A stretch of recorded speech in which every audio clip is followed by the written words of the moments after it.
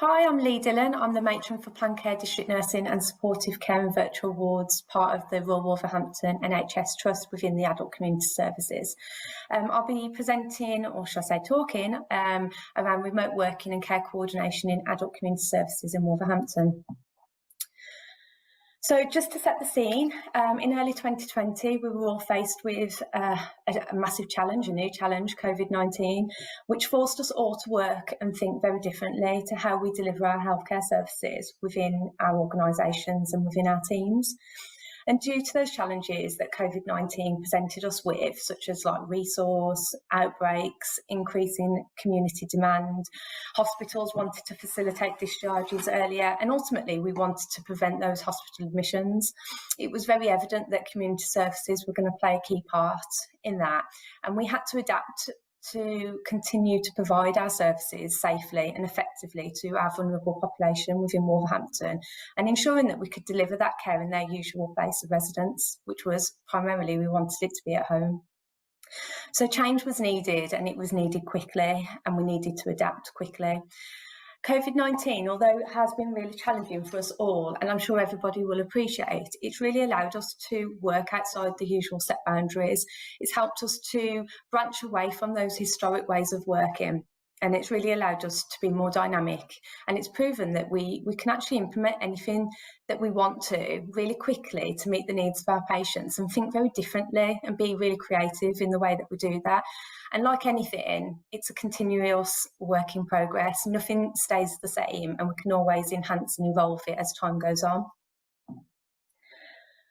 So new ways of working, that was going to be imperative for us to adapt to the challenges of COVID whilst maintaining our services.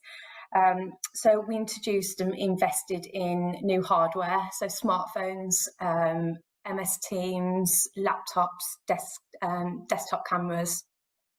And we needed to, because we needed to adapt and respond, we needed to make sure that the teams had the technology to be able to do their job in a very different way to what they were used to, and obviously provide a service. We had enabled apps that were previously restricted. So although we had this technology, we weren't able to use various apps that in nowadays we use all of the time, and actually is really key for good communication, such as WhatsApp, our iPad apps, cameras. We introduced new software such as eCommunity, Lucy, clinical photography. We had remote monitoring and diagnostics, and then the implementation of care coordination that brought all of that together. And as an organisation, technology has definitely been the forefront of how we've delivered our services moving forward over the last 12 months. So the focus being on technology, our organisation has made that a focus, and it's really invested in that, which has been really great, especially for community nursing. So smartphones, historically we had Nokia phones that staff A couldn't use, B you couldn't do much with it in comparison to a smartphone. So we ensured that all our community teams had smartphones, so they could access their emails, they could access MS Teams, WhatsApps, have their live allocation on their phone to prevent them having to come into the locality within their bases, and actualise their activity, which all of that saved them time and which released more time for patient care. iPads and laptops, agile working was a major focus for all organisations really, and businesses, to maintain safety of staff, reduce the infection outbreaks. So iPads and laptops really enabled us to conduct our safety briefs, so teams could still have that team building, that communication, that touching base.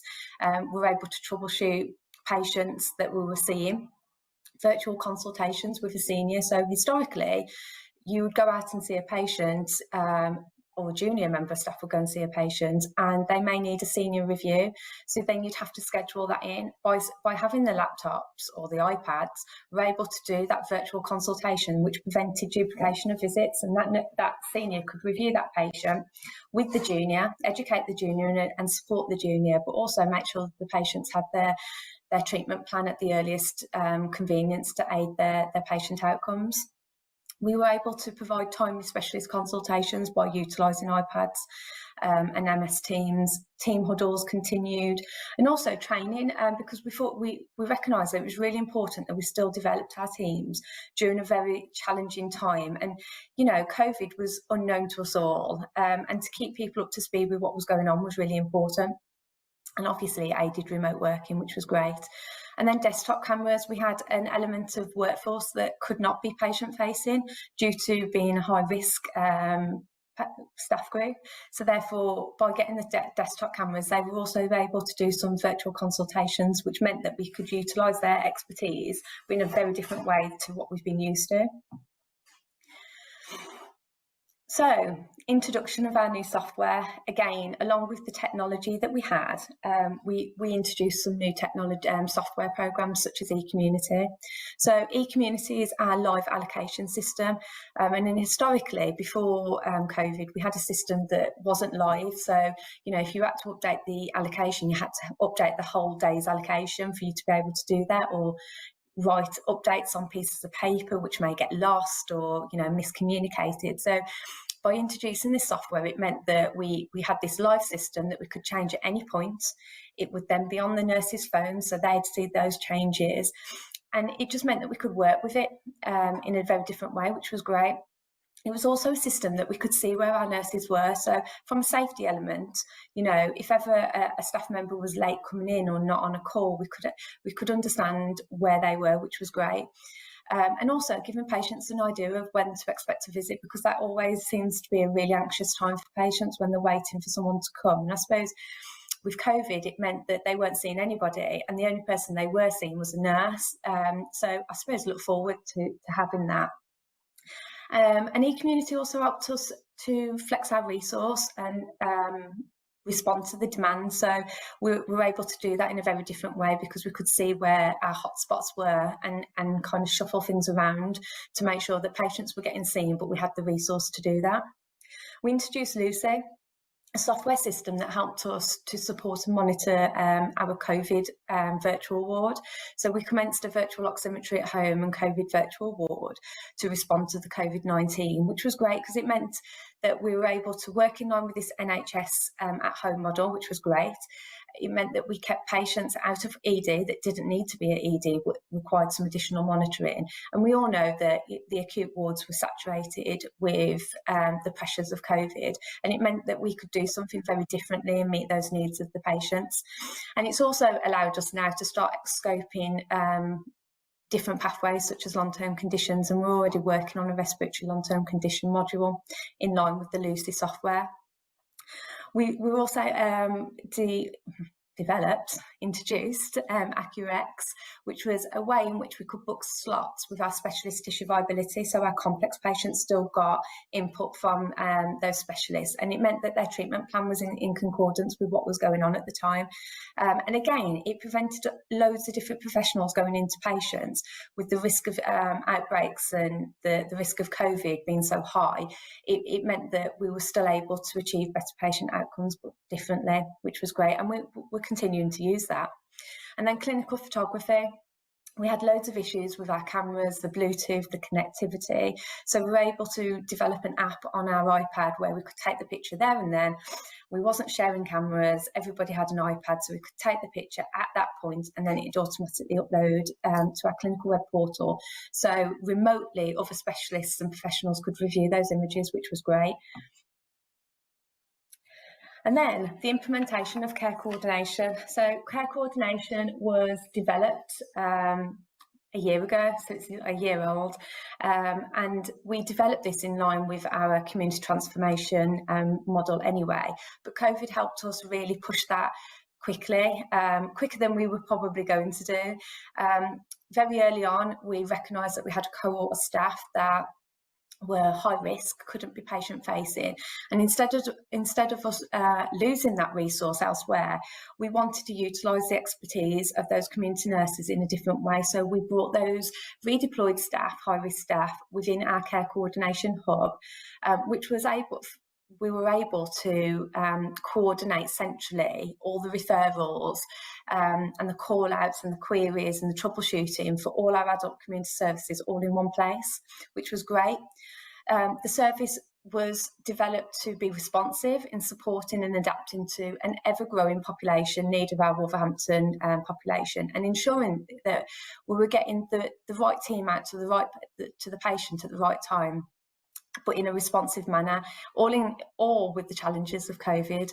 And our aims have been to be that central hub for adult community teams, to be adaptable and responsive to the care needs of Wolverhampton, which we've been doing, to prevent hospital admission, which I said previously, you know, the acute wards have been saturated and inundated with admissions responding to COVID. So we felt that the need was we could look after these patients at home. And actually that would be the most safe place for them to be, and obviously reduce the pressures on the acute. Promote self-care and health promotion models, which is really important. And then care coordination, looking at following up patients within 48 hours of their admission. So we could look at facilitating an earlier discharge, because we've got so many teams within adult community services in Wolverhampton, ranging from a rapid intervention team, a hospital at home team, a community intermediate care team with an attached social element. We've got our ambulatory services. So we've got such a vast amount of services available to us that in most instances, we're able to respond and support those patients at home really effectively, which was really important. And like I said, it's 12 months in the making, and we're now just moving on to the next steps in terms of live triage to improve the experience of our referrers, because we know that sometimes they have to wait a long time. We also know then trying to get hold of a referrer at a later date is really difficult to get the information to triage referrals appropriately. So by doing a live triage, we're now able to respond really quickly for initial assessments, and in turn get those better patient outcomes, so patients get to see a nurse quickly, which is really, really important. During COVID, care coordination have set up support and video consultations with residential homes, because we know that they've been really hit with COVID and having to respond to it, and it's been a massive learning curve for them. So by doing these video consultations, we've been able to advise them and support them and try and support them to keep patients at home within their usual residence, which has been great. We've also recognised that we had a large cohort of patients that were vulnerable in Wolverhampton, not going to be seeing their family, but due to government guidance. So we set up safe and well checks, which were great. So it meant those patients were having some phone calls from the nurses. They could, our nurses could reassure them, they could support them, they could offer some health and wellbeing advice, self-care advice. We could do video consultations to troubleshoot things, which was amazing, really, and patients evaluated it really well, as did the residential homes, which was really important, because actually moving forward, what we want to do now, and we're testing this model, is that we're going to try and avoid hospital conveyances. So we're working with residential homes and GP practices at the moment, where we've set them some red flags. So these are the areas that if your patients, residents present with these, you'd call an ambulance, but actually anything outside of that, contact us as a care coordination team, and we probably will have, in most instances, a service that can meet your needs. So we're in the early phases of that, with the view that we'll get to phase 3 and ambulance so on-site ambulances will contact us and do a clinician-to-clinician referral. So we know that ambulances go out, they have a very short window to make a decision about patients that don't necessarily need ED, but need some additional support, and they can recognise that, but actually don't know what's available to them. So they end up sending them to ED, because that's the safer option. So we've recognised there's that gap, and we're going to be working with them so that they can contact us directly. There can be a clinician-to-clinician referral. We then accept responsibility and send the most appropriate team out to them, which means then the patients get to stay at home, which is great. We've got access to social services, we do regular MDTs with GPs, we've got our urgent care team that do on the same day visits. We've got our planned care district nursing team that will go out and do planned visits, and that continuation of care. And then we've got our rehab element and social element, along with our ambulatory services. So amongst all of that, there's definitely a team that can respond to some of the care needs of Wolverhampton that doesn't necessarily need to be a hospital admission. And then on the back of that, those that do have an admission because they genuinely needed it and they needed medical intervention, we will then follow them up within 24, 48 hours to look at, okay, have we got them to a point where we can facilitate an earlier discharge and we'll support the remaining of their treatment needs at home. So like I said, we're in the early phases, but there's so much potential of a care coordination hub, and it's evaluated really well. And we've been really fortunate, really, that COVID's allowed us to push it really quickly. And then it's worked really well with a cohort of staff that, have had to adapt differently. It wasn't their team, it wasn't something they were privy to, and they've really embraced it. And I think if COVID has taught us anything, it's really taught us to try it, talk about it, troubleshoot, problem solve, and actually work together as a team, because there's always a solution one way or another. And I've got to say, I'm really proud of my teams and adult community services in Wolverhampton for how they've adapted, like many organisations that have adapted in such a challenging time. Thank you for listening, and I'll open it up now to any questions that you may have.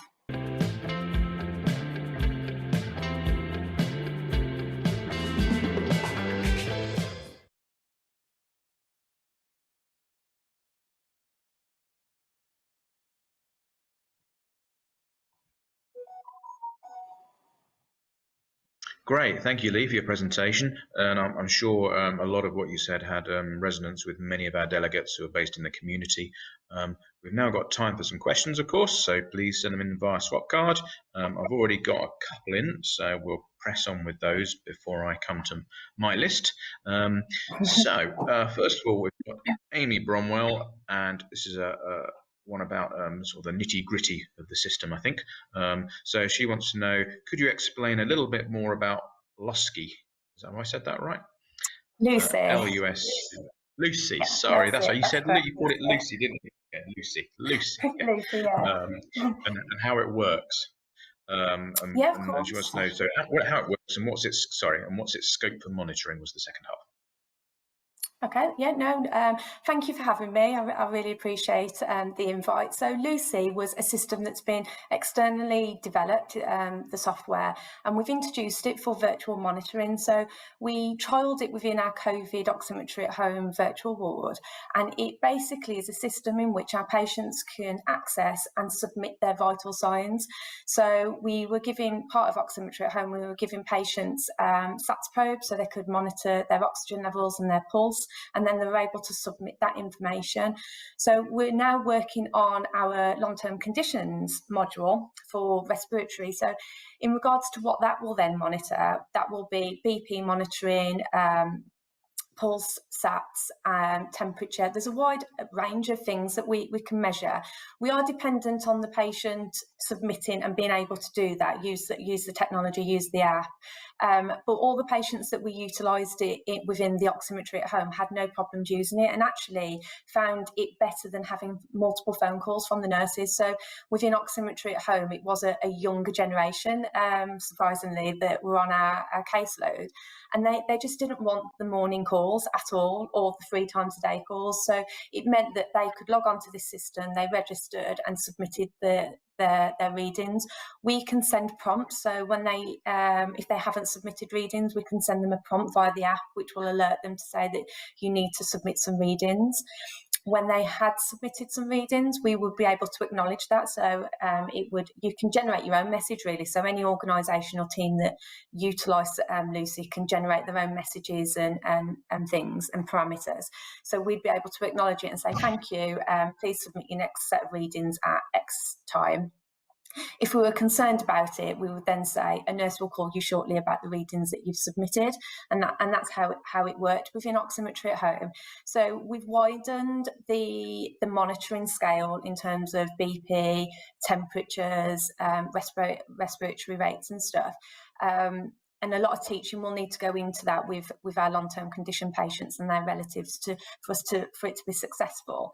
But we're hoping to then launch that on the 24th of May. So I'll have lots more information onto how the wider scale of things will work, because like I say, within oximetry at home and virtual ward, it was very much around pulse and pulse temperature and saturations. So now that we're broadening it, it'll be interesting how patients, especially COPD patients that tend to be more elderly, how they will deal with using the app and submitting their readings. But I'm more than happy to speak to anybody after this, once we've done a little bit more work after the 24th of May. I mean, yeah, I think that perfectly segues into our next question, actually. But yeah, obviously we got you on too soon. You're going to have all these lovely results to tell us about potentially next year. But yeah, so Lisa Clinch says, fantastic, district nurses at their best. So that's a real positive. And as I said, she's basically says, have you been able to demonstrate your success, and will you be writing it up? I suspect you've answered part of that already. We would like to, yes, definitely. We're not quite there in terms of writing it up, because it would be interesting, like I say, to explore things a little bit deeper now that we're expanding on the model, and we're trying to utilise it within that NHS at home model. So it definitely is something that I know as a community group that we would like to explore writing up, because I think a lot of other organisations and community teams would really benefit from knowing more about it and how we've evaluated. And like I say, in terms of staff and patient feedback, it's been fantastic. I suppose a question from me now. Obviously, the pandemic has given this extra impetus. Were there barriers prior to that to adopting this kind of technology? And if so, why? Well, I think as nurses, we're just not, for some reason, and I guess generation plays a big part in it. We don't like technology, do we? We're very hands-on nurses. We like patient care. So you give us a device and you give us a new system, and we're like, what is this? Like, just give us the patient and we'll look after the patient. However, so there was always challenges pre-COVID. I think COVID just made us adapt differently and think differently, and we just had to respond really quickly. So I don't think people had time to think about or have the anxiety around technology. What I would say is, as a nurse perspective, we sold how it would benefit them, not just the patient, because obviously there's always ultimately patient focused goals and what we want to achieve, and that satisfaction around patients. But it is so important to make sure your staff are satisfied as well. And there was really some quick wins. So we looked at e-community and smart devices. They were having to handwrite or use an app to submit their activity, and it was really long-winded. They might have to go back if the technology didn't recognise it. With this app, they didn't need to do that. All they had to do is start visit, end visit, and that was it. So for them, they saved about an hour a week, if not longer, in some cases, those that wasn't that good on IT, not completing things like that. And again, that had a massive impact on them because they were doing it at home in some cases. So for them, it released a lot of time. So I think we got their engagement on e-community and smartphones and live allocation quite quickly just by selling that positive to them. They were sold at that point. Yeah, I can imagine anything that involves time saving is going to be popular. Yeah, quite agree. Just from some of the patient point of view, and using apps, obviously, a lot of older patients involved. Has it been? Have they been able to, learn how to use it quite easily? Yeah, I think we're fortunate because of the COVID pandemic. Families set up their relatives with smartphones and video calling because that was the way that they were going to communicate. So a lot of the elderly population actually did better than some of the younger population with the apps and the systems, because I think families invested some time in getting them up and running with being able to video call and text. So we did have a proportion of over 50s and over 70s on the caseload for oximetry and virtual ward, and a small proportion of them used the app. And again, like I said, when we branch out to the respiratory module, it'll be really interesting how that that client group actually respond to the app. But I think, like anything, it takes a little bit of time. We're going to have to educate them on how to use it, and I'm sure family and things will help as well. But the ones that did use it used it really well and evaluated it really well, so that was positive. Great, thank you. Another question in, this one's from Tina Swingler, and she asks, did you or are you going to set minimum acceptable parameters for SATs, for example, for the need of emergency intervention, so the patient is aware of this? So, yeah, quite a detailed one. Yeah, no, of course. So part of the respiratory model, so when we were doing oximetry at home, and it's probably easier to talk about oximetry at home and virtual ward because those parameters were set and that's what we were working in, whereas we're working towards the respiratory module.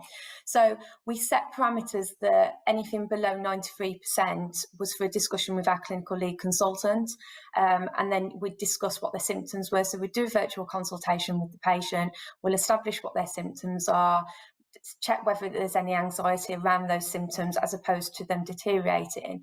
And then we would have a discussion if we were concerned with our clinical lead. So within the Lucy app, you can set your parameters based on the client group. So we knew anybody below 93% that were COVID positive, the likelihood of them hitting ED was quite high and them deteriorating. So if we could manage them and keep them at 93 and above, that we knew that we could continue to monitor them at home. We obviously had individualised parameters for patients that may be COPD with COVID, and we appreciate some of those were at a lower parameter of 88 and above, which again was very much led by our clinical consultant, Dr. Ward. So we were able to kind of flex things as and when we needed to based on that patient's presentation and their past medical history. Again, that's what we're working through in relation to our respiratory patients, because some of them, an 88 to 92 oxygen saturation parameter is more than acceptable for that client group. So we are building those parameters in, and we do realise that we've got to individualise it to different patients, and you are able to do that, and that's the beauty of the app. Great, thank you very much. I suppose inevitably with these things, people will be thinking, can I do this in my area? Is it easy to adapt or adopt? I guess that's the thing. Is it easily transferable? Presumably, it's a question of buying the technology.